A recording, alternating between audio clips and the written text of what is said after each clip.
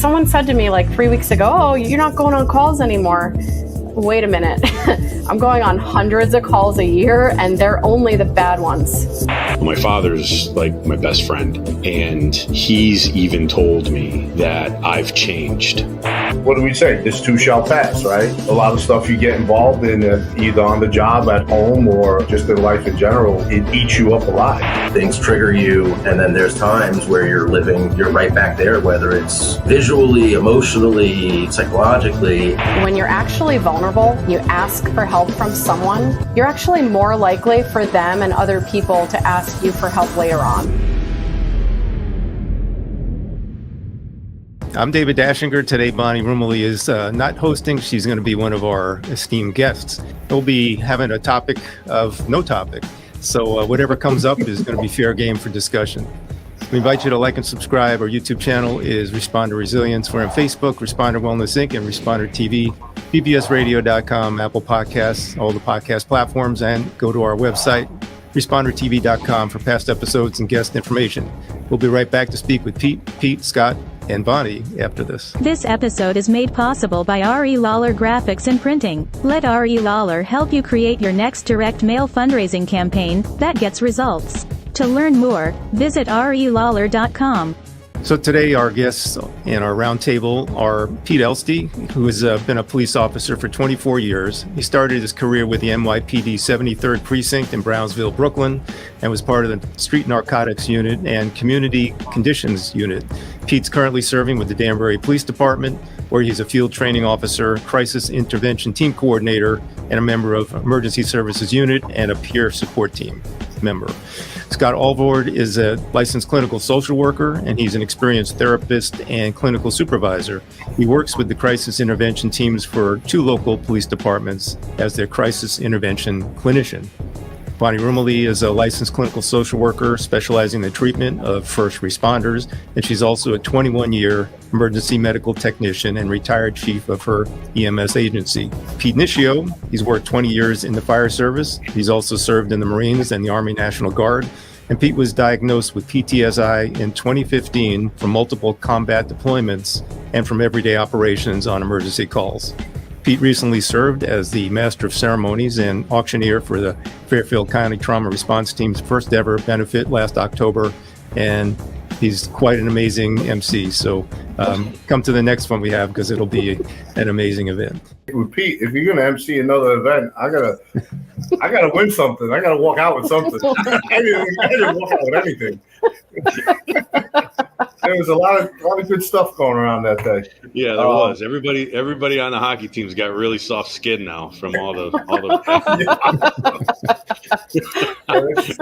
That's true. That went a long way. We had a big chuckle from that. So no, it was a good turnout. I really enjoyed it. Maybe next year we'll have some hand tools or chainsaws or something. The good stuff along the lines. The good stuff. We'll need a more manly theme. You mean the spa theme, the self-care theme? Yeah. Yeah, I mean, there's like no topic today. It's like just a relaxed conversation. I mean, and when I brought this up to you guys, and it's great to have the crew here, and it's it's always something that we need to pinpoint, but there's always a background to that subject or that topic and stuff like that. Like, how do you get there? Like, how did you get to that point? I'll use a perfect example.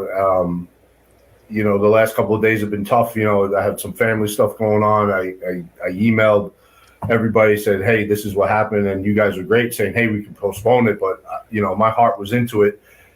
And then there's a lot of stuff, everything at work. And then you got other stuff, your personal life going on. And the little things that build up, right? So when we asked you guys if you wanted to do this, and you guys gave a great response saying, absolutely, it's perfect. It's like, what topic do we have for it? What are we going to name it? And, I know I don't want to steal it from anybody from who gets paid more than me as a professional actor and stuff like that. You see motivational speakers and stuff, but we what do we say? This too shall pass, right? So a lot of stuff you get involved in, either on the job, at home, or, just in life in general, it eats you up alive. It stresses you out. And that's the point. That's the point where I'm getting to, is that stress, So the last couple of days has been stress for me, right? Mm-hmm. I always put everybody first, and I always do everything for everybody else because I want to make sure they're happy, and then I can take care of myself. Well, that part hit me hard this week, where it was, I need to do this because I need to be this for the family. I need to do this for work. I need to do this and that. And you see people, they talk to you and they're like, you all right? How are you doing? Are you okay? I've had a couple of people come up to me, and it was great. I had Scott here.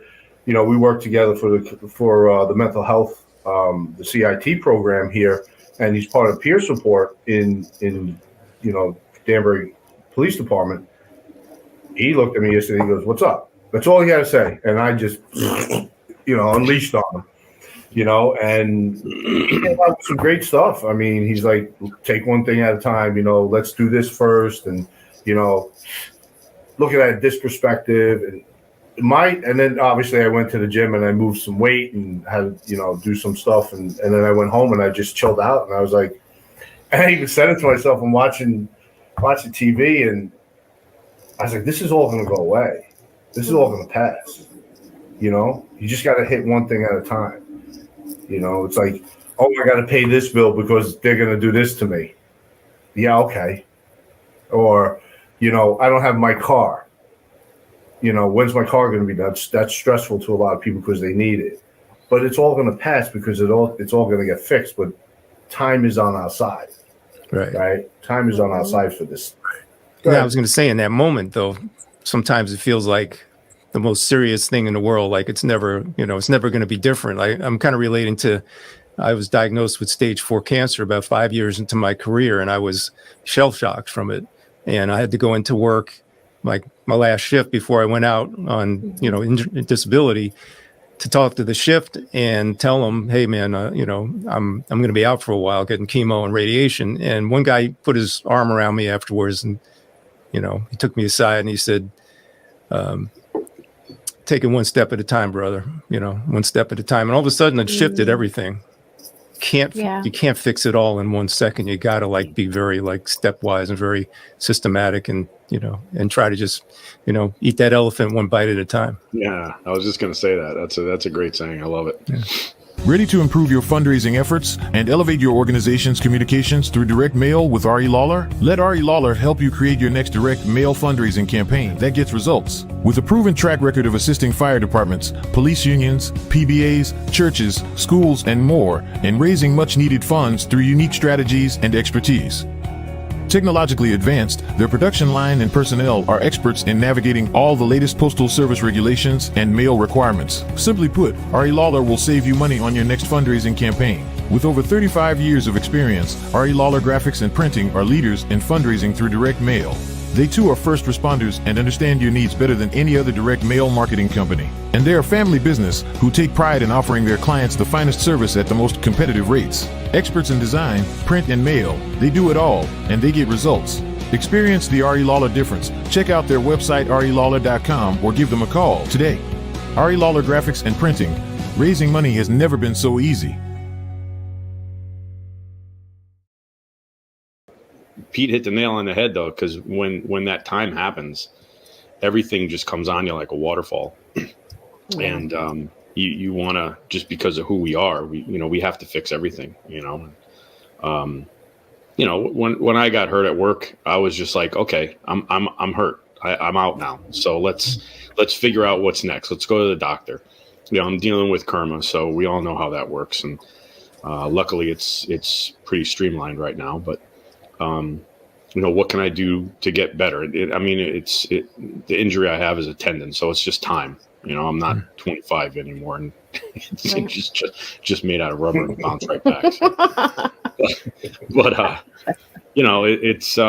it's the job's going to be there. My brothers and sisters are going to be there, and they're going to be fine without me. It's not like they need me. They tell me that they do. They miss me, which is great. That means a lot to me. So So yeah, it like I said, Pete hit the nail on the head, and it's just when that happens initially, you think that because of our personalities, we have to fix everything right now and right this second, and we don't. Mm-hmm. So, I mean, I even have pieces of that as a therapist. I don't know about you, Scott, but we like to fix people, right? We like to fix situations. So I get really frustrated sometimes with myself if I can't fix something fast enough, and then I have to say, okay, slow down. You're a human. Right. You can't get, and I'm giving everyone else advice all day, but I also have to take that advice, right? Which is easier said than done. You're also dealing with a human too. So, it's not like you can help them with everything you have to. I mean, the times that I've been in therapy, my therapist has to, like Dave said, you got to eat an elephant in small bites. You can't take care of everything. When I first went into therapy, my first therapist back in 14, I think it was 13 or 14 when I got back from Afghanistan, he was like, okay, tell me what's going on. And I'm like, okay, well, what do you want to know?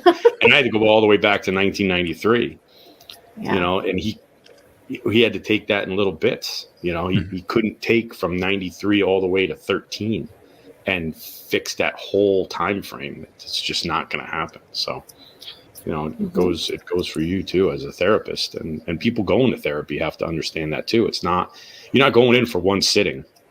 Yeah. It's not going to be one stop shop, and like me dealing with the VA, they just wanted to over medicate me and make me into some, horror film character walking around my backyard, bumping into things with all the meds they wanted to put me on. At least that's what I felt. And I refused to. And my doctor said, it's going to take longer that way, but that's how it works. And that's how I am. I'm not medicated now. And I haven't been, but that's how we have to do it. We can't do it all in one shot. One of my favorite sayings is the forest through the trees. You have to sort of take it one tree at a time. You have to keep in mind the forest, of course, but it doesn't work that way. You have to handle it one at a time. Scott, when you're responding to a crisis call, that's something has to be, you have to do an intervention on scene to get things to a manageable place to maybe get into a longer term plan. So how do you approach that? Quickly is the short answer, right? So we would hope, Scott. Yeah. We have the luxury of building a rapport with somebody in private practice, right? You sit down, like Pete said, you hear the whole thing, the whole story, and then you can sort of pick and choose. You can navigate through some of the issues, identify what are priorities and what are not. And then you have some time. In a crisis situation, especially in this context here, you're seeing someone already escalated. You're seeing someone already at the top of what's going on, emotionally, physically, energetically, everything. So a lot of this is just building very quick rapport with somebody. And that can be in a variety of ways.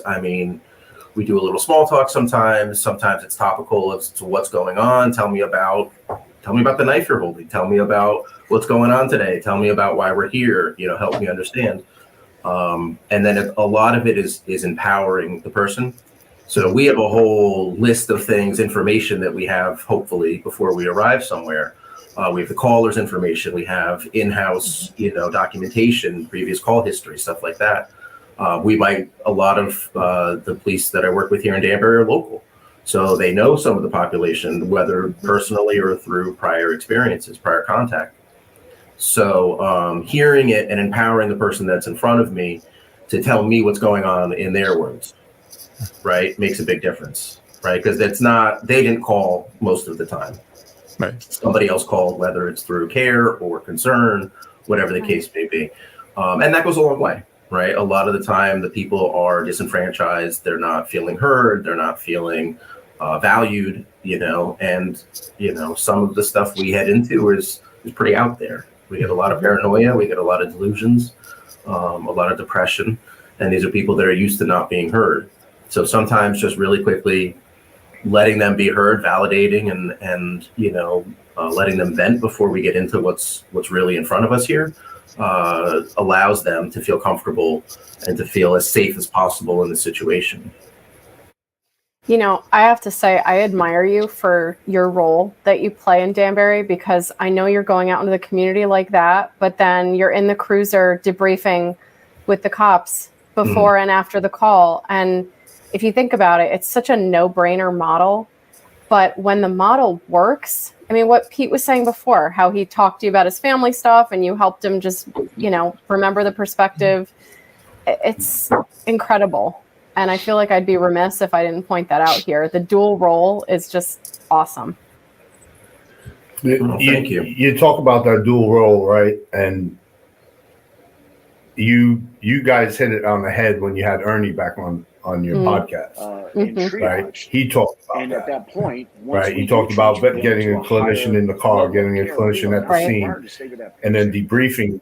He hit it like he hit it right on the head. I mean, that's what we do here.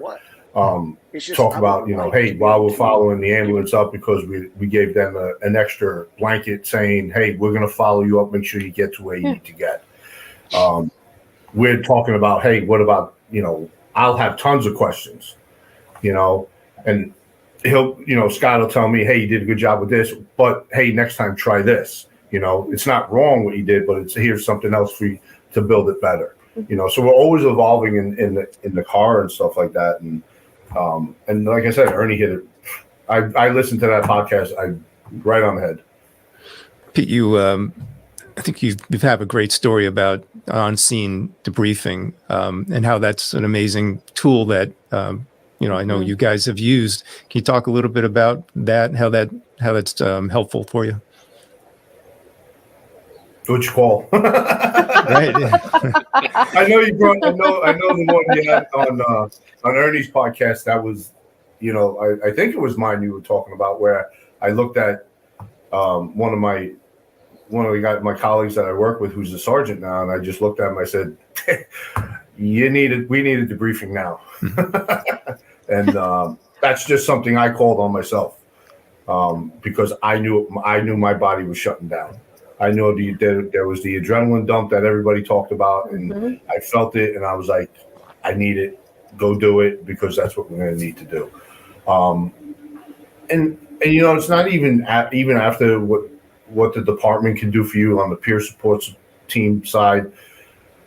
And I'm going to go into my addiction a little bit. It's basically just who you have in your support circle, right? Yeah, I had an adrenaline dump. And we had a debriefing and a diffusing and everything else like that from peer support. And the people at work were there for me, right? But who's there when I'm home, right? Could it get, and I'm going to ask the professionals, right?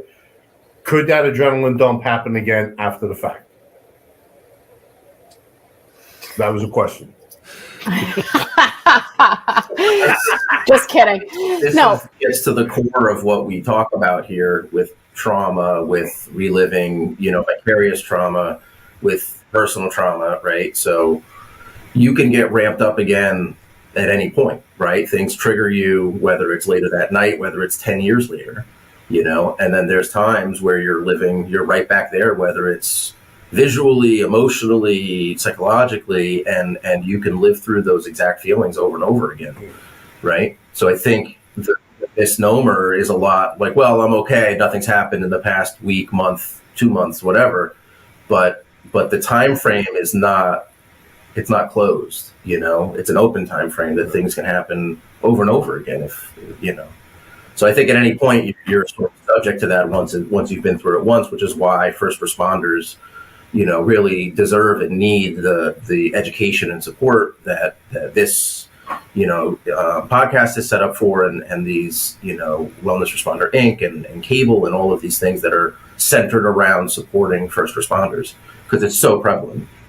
Responder Resilience is your place for insightful discussions for emergency services professionals, including law enforcement, EMS, fire service, 911 telecommunicators, animal control, rescue squads, K-9 officers, corrections, trauma-informed therapists, and agency leaders. We bring you leading experts and influencers in emergency services, sharing knowledge and tools to improve the culture of wellness and to inspire excellence in leadership. Tune in live every Wednesday at 7 p.m. Eastern Time for the weekly premiere on YouTube and Facebook. Or stream episodes anytime on ResponderTV.com or on your favorite podcast platform. Stay current with hot topics, informative content, and get valuable insights on how to lead a healthier life both on and off the job by subscribing to us on YouTube and Facebook. Responder Resilience is committed to our family of public safety professionals. Remember to like and subscribe today.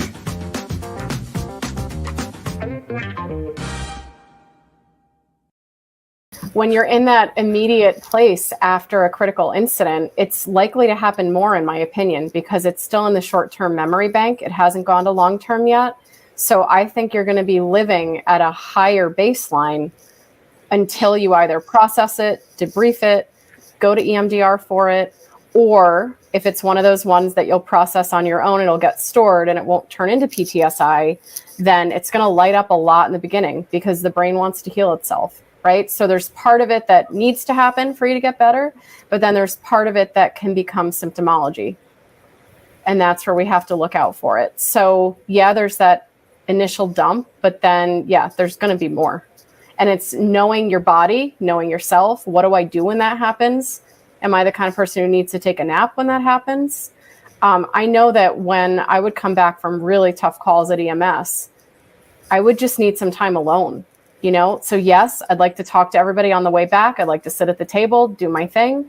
But then somewhere in there, I need to be alone, you know, or if I have an intense day at work, let's say I see 8 people in a row and you know that I'm going on all the bad calls with everybody. They don't bring me like the roses and bunny stories. They bring me the worst ones. Someone said to me like 3 weeks ago, oh, you're not going on calls anymore. Wait a minute. I'm going on hundreds of calls a year and they're only the bad ones. Picture that.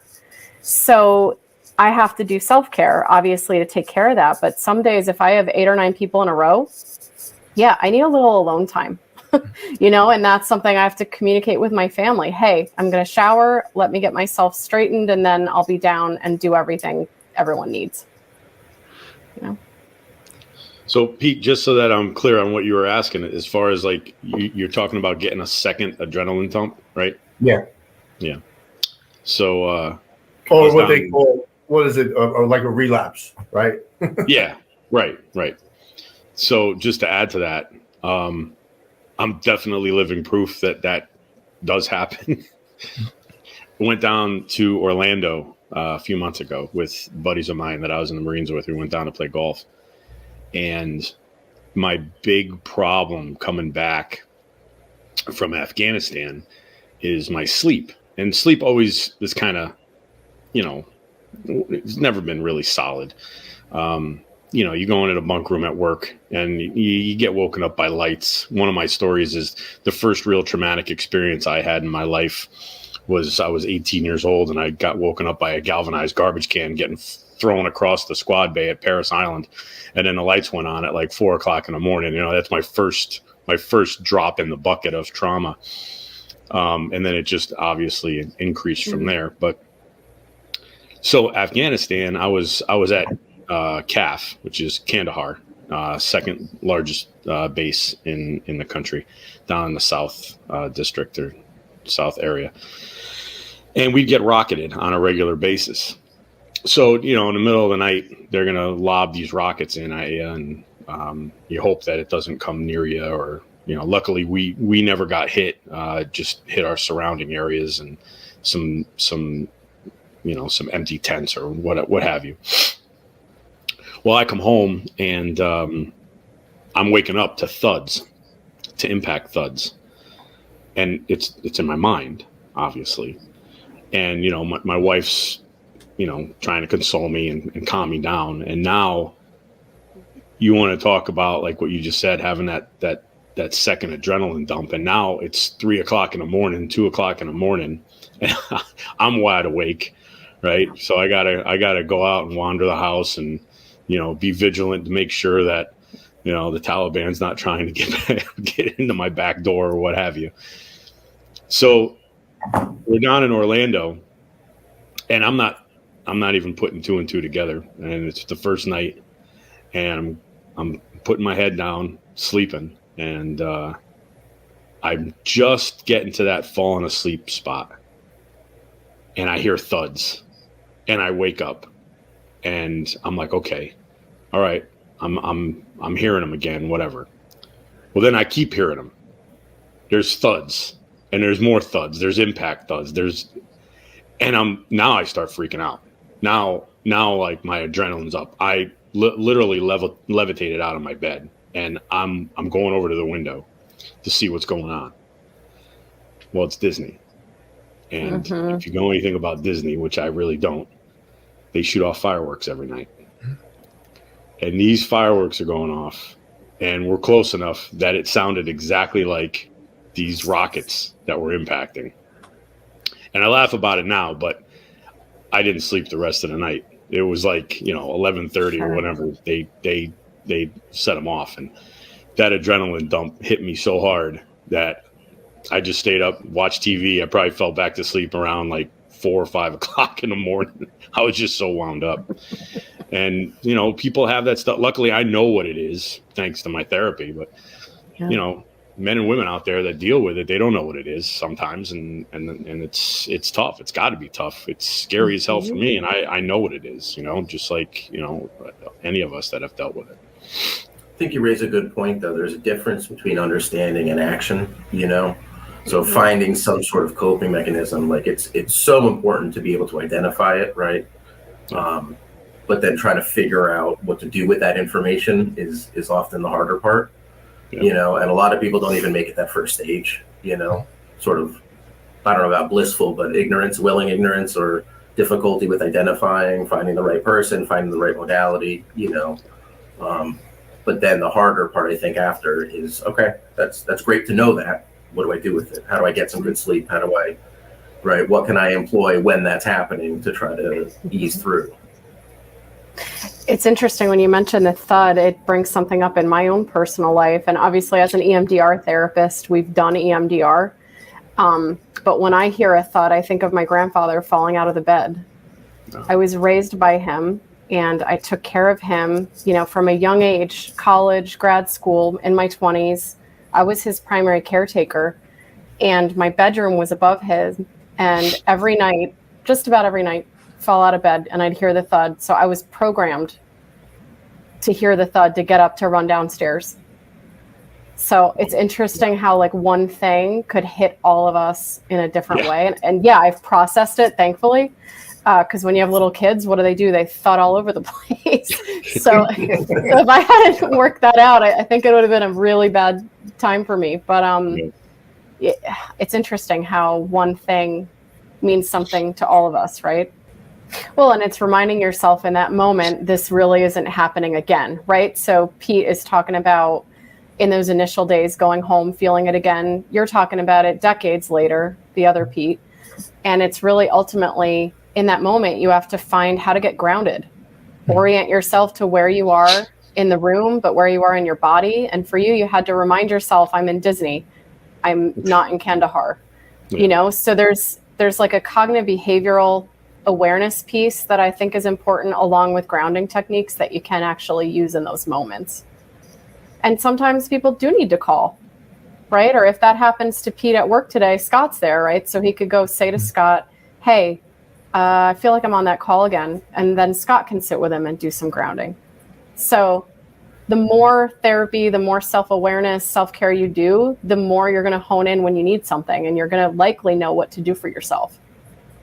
But that's the other thing people don't talk about therapy. They think it's just feelings all day, but we give you so many strategies, right? So it's coming to learn different skills, just like you would do as a police officer or a fireman. This episode is made possible by R.E. Lawler Graphics and Printing. Let R.E. Lawler help you create your next direct mail fundraising campaign that gets results. To learn more, visit relawler.com. Come on. Check it. Come on, let's go.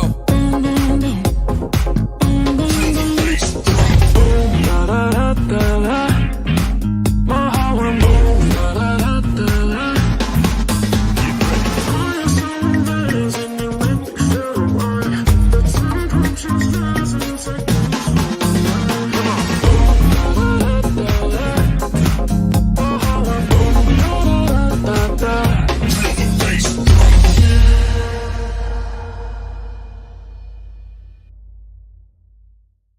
I think it's a good point. It's not just the therapy part. I mean, Right. normalizing is so much of what I do, right? Even if I don't have an answer to what you had said earlier, it's not just it's not all being able to guide and coach and move and having all the right answers. Sometimes it's just listening and saying, you know what, I deal with so many people, like this is so common.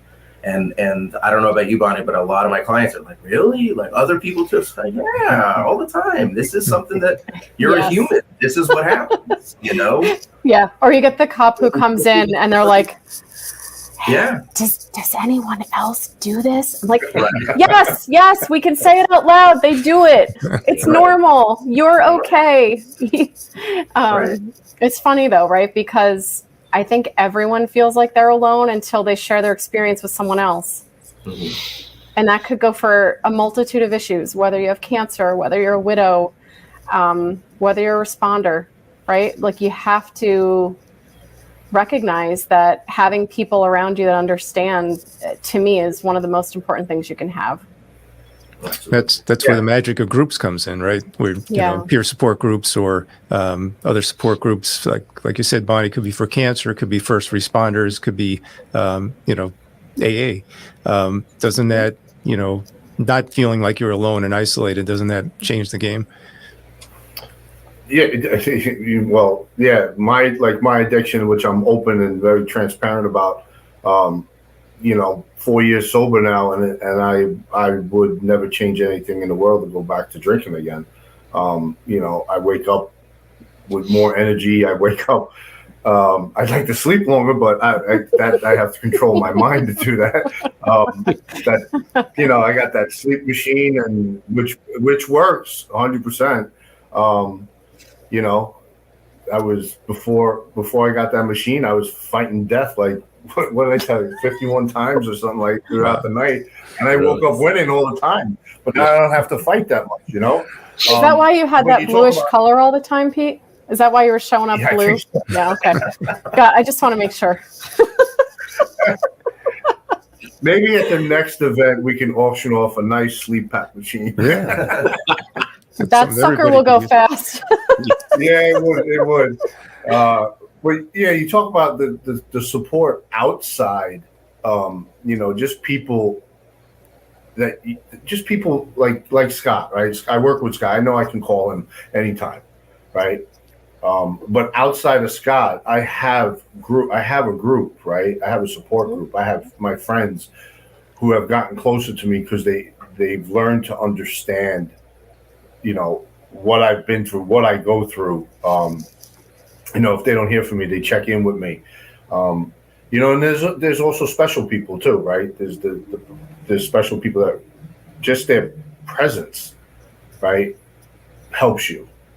I have someone very special to me that their presence, just what they did for me, helped me, right? And then I know I can count on that person anytime. You talk about whatever it is, it's an event on the job or it's an addiction or something like that. You're not going through that by yourself. You're going through it. People are on your back going through it with you, like your family, your friends, your coworkers, all that. You're not going through that alone. You're bringing them with you, and they're trying to help you, but you just keep going through that addiction. Until you come to the point where you're like, you step up and you say like with my addiction, I hit rock bottom, right? Now I need help. Now I'm going to rehab. Now I'm meeting with my therapist. And Bonnie, thank you for asking do I need to make that phone call for you because I was going through stuff with my family. But that's what it is. That's the support. That's the outside part. Yeah, there's work to be done.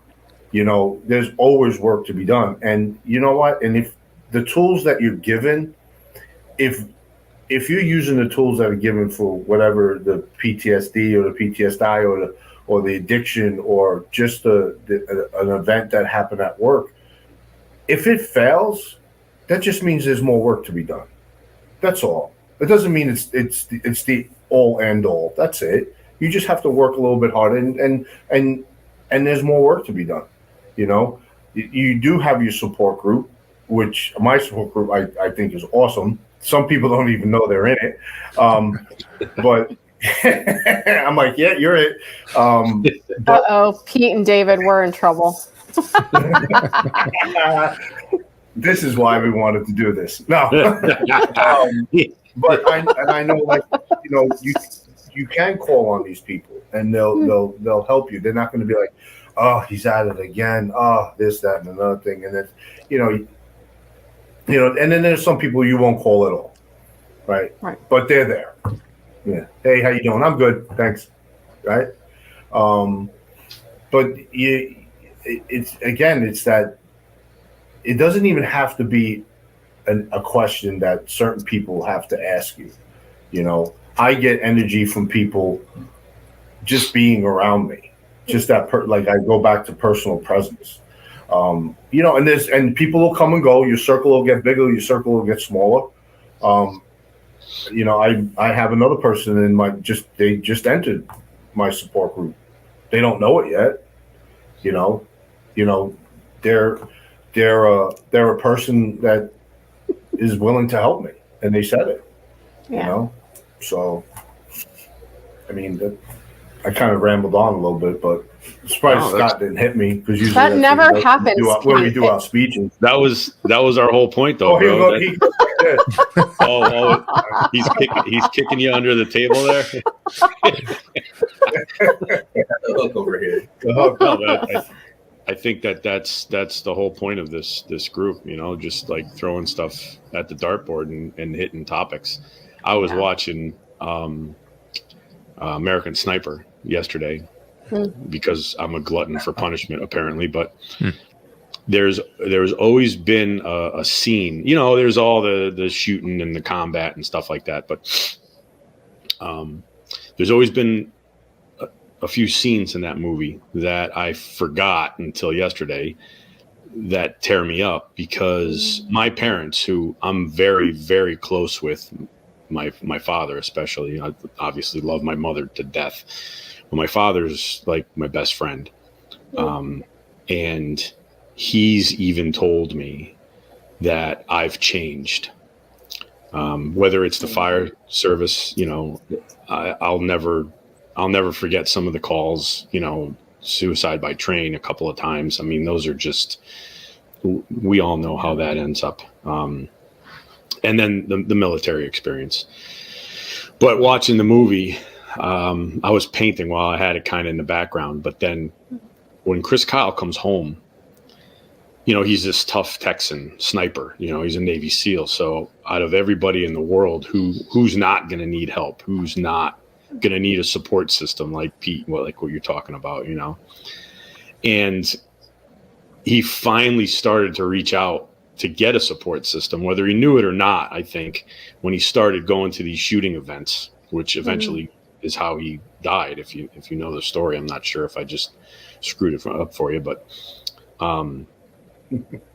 it hits me a lot, because I see, and by no means am I saying I went through anything that Chris Kyle went through, but I see me in some of those scenes, just as I'm sure we would all see ourselves just watching it.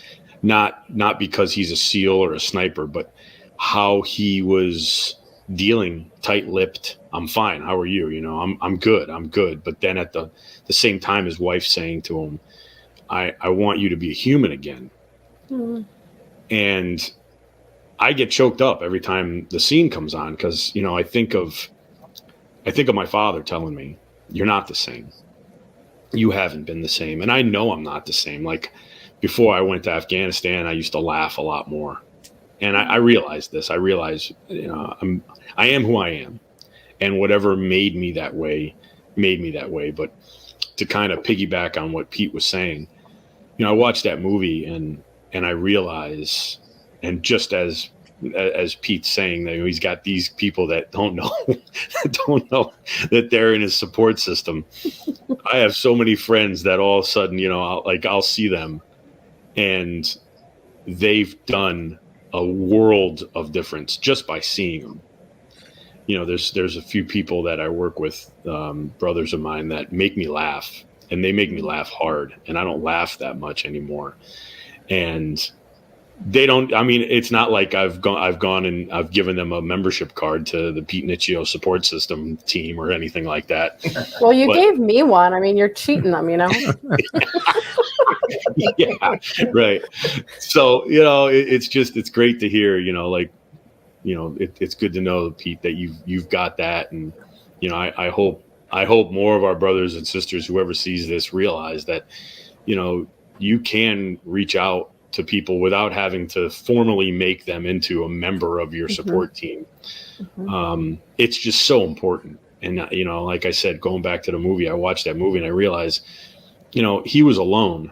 He was alone because he was fighting his demons by himself because we're A-type personalities and we don't need any. I say it all the time in my classes, and Bonnie, you've heard me say it before. We're type A personalities. No one helps us. You look at my resume and you look at all of our resumes, not just mine, and you see what we've done in our lives and what we've dealt with. And we don't need help. We're the one that everyone's calling. I've gone around the world to help people, Right. People that want to shoot at me or stab me or, and then at the same time, I'm trying to make sure they get fed or they can live under a democratic umbrella, whatever. And then the people that I serve in Westport, they need help, and I'm there to help them. But we get this ingrained in our brains that no one needs to help us. But I think those of us that have gone through it, we've learned the the equation of how to make sure that we do have that support system, and it's so important. So.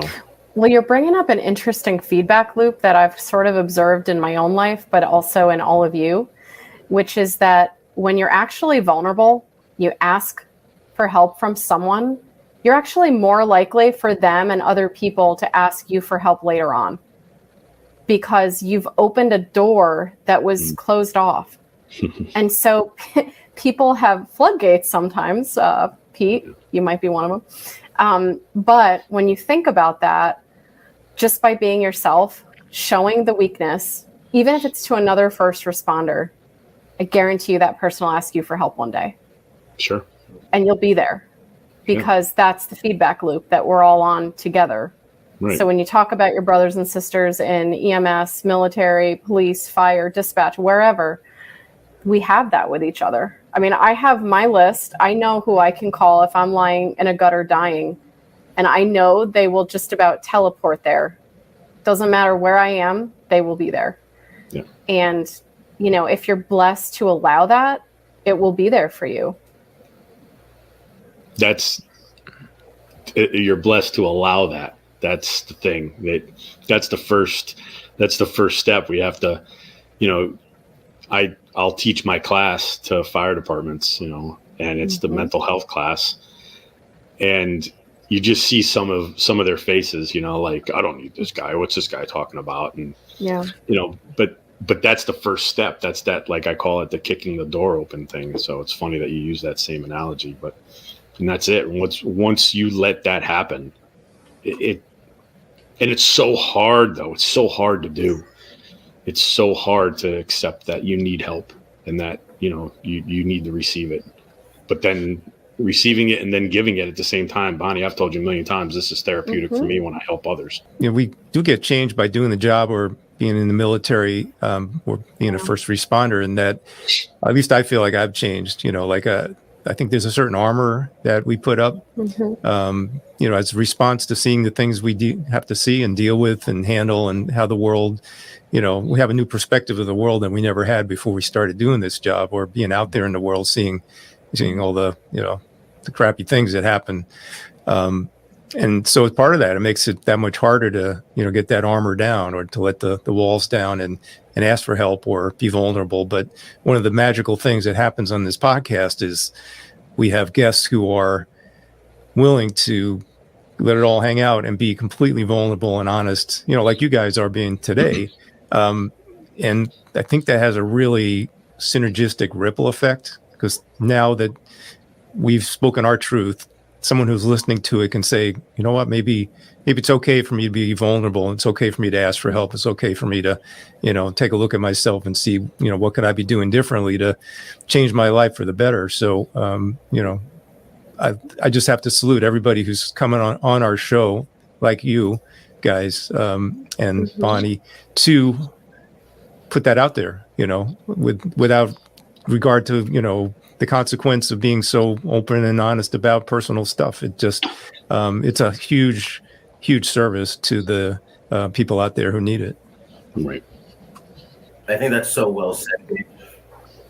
I think that, the 12-step program has quite a bit right with it. But I think one of the things that always stands out for me is like when you're looking for a sponsor, when you're dealing with someone, it's picking up the phone every day, right? So that when you really need to pick it up, it's not heavy, right? Is like the colloquialism of it. But these don't have to be momentous calls. These don't have to be momentous situations that are breakthroughs or that are waiting till it builds up the call. Just checking in. Pete, like you said too, like people just say, "Hey, how's it going?" It's like these things make a big difference. They don't have to be built up and huge or traumatic or anything. Just letting that steam go and reminding yourself that you have. We always talk about resources, right? Like making sure that you know who your resources are, where to call, who you can reach out to for what, and doing it frequently, and if you don't have anything to say, you have no idea what's going to be on the other end of that phone. Maybe you're just calling just to say hi and they're going through something. And boy, did you call at the right time, we see that a lot. And that's something that's so cool about just having those connections, building those relationships, is that it's an open channel back and forth. Well, to add to that, there are times, and I had to really teach myself how to be vulnerable that way more when I was in my 20s. So now I'm kind of a pro at it. But back then, like when someone called me and they said, "How are you?" I'd have to make a conscious decision about, am I going to tell them how I really am? Or am I going to put up that facade that we all have? I mean, we all have to put it up here and there, right? But I would have to ask myself, all right, am I fake me today or am I real me? And if I was really, really struggling with my grandfather, or let's say I didn't sleep, or he's in the hospital, things like that. If I was really shot, then I would say, no, I'm not okay today. Actually, he's in the hospital again, and then the person who's calling knows what's going on, and I'm allowing them to sort of swoop in the way that they know how, right? So even when that phone call comes or that text, we all, to this day, even this morning, a phone call or text you get, you make a choice. Am I going to be my true self or am I going to be my fake self? And I've learned that when I'm my true self, that's when the world opens for me. That's when I find good people. That's when I let people be there for me. That's when they let me be there for them. And I've learned that there's nothing to be gained in that fakeness, and maybe it's just going through stuff in our lives. We get to a stage 2 where the bandwidth for that garbage is gone. Because time is short. We all see that in our lines of work. We don't know what's going to happen tomorrow. And I don't really want to be wasting my time not being the true me. And if somebody doesn't like that, then I guess we're not good friends. What can I say? But we all have that choice when we get the text or we get the phone call.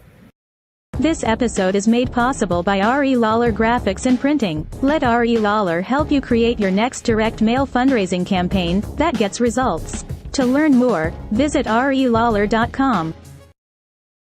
Kind of wrapping up our conversation in the next 5 minutes or so, and we could easily go on for a couple of hours. Maybe we'll have to come back to this again. Let me throw out this question as a way to kind of give some final thoughts, and we'll start with Pete Nichio, then Bonnie, then Pete Elste, and then Scott. If you were addressing a recruit class or a new class of therapists, what's one nugget of wisdom you would pass on to them? I guess patience either way. If you're not to sound funny, but if you're a patient, you have to be patient with yourself, and the therapists and the recruits have to be patient. society now is everything is instant, everything is immediate, and you go to the doctor, like Bonnie asking me before about my my foot. How's that driving you up a wall? Well, and like Pete said, you're going to take one thing at a time. This is going to pass. Patience on both sides, because I've seen therapists that don't have the patience. I've seen therapists that say to me, well, and this was said to me, you're in the wrong line of work. This is about 15 years into my career. I'm in the wrong line of work. That's it. That was his answer for why I'm having night terrors and I can't be around crowds that I'm not comfortable with, why I have to sit with the door in front of me at restaurants. Didn't take the time to try and navigate through my mental health. And then on my side too, I can't go into that therapist's office and think that he or she is going to snap a finger and I'm going to be taken care of. It's not a magic pill. Again, what Pete said before, it's something that it's going to pass. We're going to get through this. As much as I just said that, maybe I don't laugh as much anymore. I'm a better person now for the events and the things that I lived through. I see the world obviously in a different way, and it took a long time for that. The combat and the fire part, those are quick. Everything like that slaps you in the face in Mach speed, but it's being able to digest it and live with it that takes time. But it's worth it, because instead of it riding you, meaning your mental health challenge, I'm riding it. And I told a soldier that once. I said, don't let it ride you. Get on top of it and ride it. Control it. Learn to live with it, because it's something you're going to have to deal with. Well, if I was in front of an EMS recruit class, which does happen sometimes, some EMT classes especially ask me to come in and teach our trauma lecture before these people ever get in a rig, which I can't say enough about. To get in front of somebody before they get out in the world, that's optimal for all of us. And if I'm in that room in front of them, I'll say, don't focus on being a hero. Focus on being you and talking to the people around you. Talk to your crew, talk to your superiors, talk to that mentor, because there's someone older who's been there longer than you who you can always go to and talk to. I don't care where you are, there's always that one person. So I would encourage people, use them, talk. Don't try to shut this thing down and stuff it inside and take it on as my identity has to be quiet. It shouldn't be that way. We should talk about these things with each other. And if I was in front of a group of therapists, how we're trained as therapists is really hardcore. Like, you are a closed book. You don't disclose anything to clients. I mean, when I got my social work degree, it was to the extreme of you don't even have one picture in your office that shows anything about your own life. I will tell you, if you're a therapist who wants to work with first responders, military, it's not going to work. If you want to work with that population, you have to be your true self that I was talking about before. If you are not your true self, they are never coming back. So I say to those people, you be you. Let them know something about yourself. I could get judged for even sharing that personal life stuff that I shared before. And you know what? That's okay. Judge me, because what I said before is going to make me more credible, and it's going to make someone else speak up about something today. So for all those therapists who want to be with this population, be yourself. Just be you. And if you can't do that, then I don't think that you should be focusing on this population, because they need that from you. That's huge. Thank you, Bonnie. So, I mean, that's all great stuff. Pete saying patience and time and it's on outside and Bonnie, what I take back from what you say is be yourself. Don't be something you're not. And that was part of my addiction. Was I drank and to be somebody that I'm not. but now that I'm who I am, it's great. You know, it's a good time. But to tell somebody in a recruitment class, I would tell them it's, the old saying is it's okay not to be okay. If you're not okay, then you have to have your resources. Yes, it's okay to go talk to somebody about what went wrong or what went right. Why can't you talk to somebody about what went right? And it's finding that resource that works for you, somebody who understands you, somebody that understands your job. What Pete said about somebody telling him he's in a wrong work for his life. And it's like, really? The wrong line of work? Are you serious? We signed up to this. We are a special breed, right? We are a special breed. We are the alpha or whatever you want to call us. But we do need help, right? And we do have to ask for it. And I think that is key, saying it's okay not to be okay and then to ask for help. And it's not a sign of weakness for me, it's a sign of strength. And it's shown that because people ask me, how did you do that? Well, I asked, right? Open your mouth and ask, yep. Right? So, I mean, that's what I would tell them. And again, to be yourself and to be patient because time is on our side, right? There's no rush to do everything right away. Work on it and build yourself up. Scott, what are your thoughts?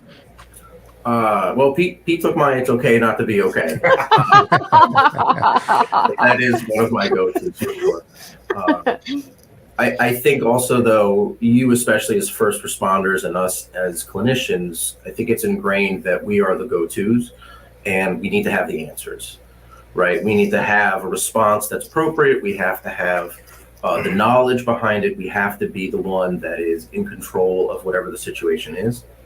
And I think it's okay not to be. I think it's okay to not have an answer. I think it needs to be normalized a little bit more, right? As people, first responders or therapists go through trauma, vicarious trauma, life, issues, whatever's going on, the pull and I think the push is to really have an understanding of what's going on and have a goal in mind. And I think sometimes, sort of going back to everything that we've said so far, I think reaching out and being okay with saying, I don't know what's going on with me.